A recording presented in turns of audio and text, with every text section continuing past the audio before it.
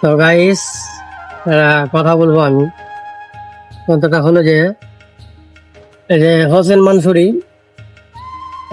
মানসুরি আছে, মানুষটা একদমই বুঝতে পারলা খুবই ভালো মানুষ। এরকম লোক পাওয়া যাবে না। এরকম লোক আল্লাহ তালাই জানে কোথায় আছে না আছে, কার ফেভারেট না ফেভারেট আমি জানি না, কিন্তু আমার সুপার হিরো ওই হোসেন মানসুরি আর এক হলো থালাপতি বিজয়। দুজনাকে আমি খুব ভালোবাসি, খুব ভালো লাগে আমার। দু পাশে দুজন আছে। তো হোসেন মানসুরি যে কাজগুলা করে, তো অনেকজনের ফাটে বলতে নিজে তো ভালো করবে না, আর যদি ভালো করছে তো ওর ফাটছে। তো আমার কথা হলো কি, অনেকজন অনেক কিছু বলছে যেটা কি ভিউজের জন্য করছে, যার জন্য করছে, দেখাবার লিয়ে করছে লোককে। তো লোকটা যদি দেখাবার লিগেই করতো তো ধর্ম দেখতে যেত না। তার ধর্ম, আমার আজকে নেতা মন্ত্রী হোক বা যেই হোক, আমরা ধর্ম দেখছি আজকে, হিন্দু কি মুসলিম কি খ্রিস্টান কি ধর্ম দেখছি।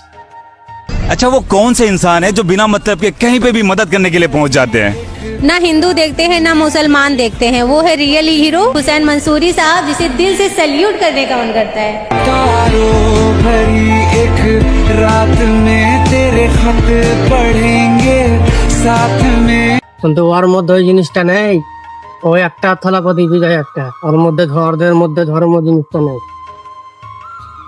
ওরা প্রত্যেক মানুষকেই ভালোবাসা দেয়, সে ধর্মেরই হোক। ভালো কাম যারা করছে তাও মানুষের সহ্য হয়নি, কি বলবো। তো নিজে তো করতে পারো না, ঠিক আছে, তো মানুষটা যে করছে তাও তোমরা বাধা দিচ্ছে। আরে দুনিয়া,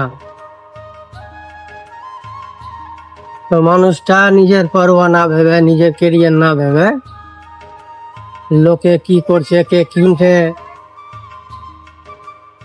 কে বুঝতে খেতে পেয়েছে, কে পায় না, কে জামা কাপড় পেয়েছে, কে কোনো অসুবিধায় আছে, কে সওদা পেয়েছে বা কিছু পেয়েছে কি পায় না, ওগুলো দেখাবার আছে।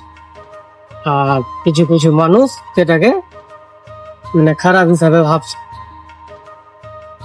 তো কি করে হোসেন মনসুরের ভিডিও গুলো একটু তোমাকে দেখো, তাহলে বুঝতে পারো।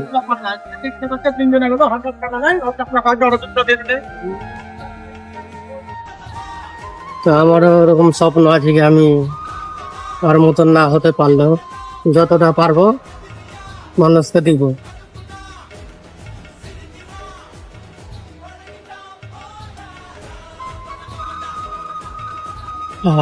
প্রত্যেকে ভালো লাগলে ভিডিওটা কি করতে হবে সেটা জানো, তো করে দিও।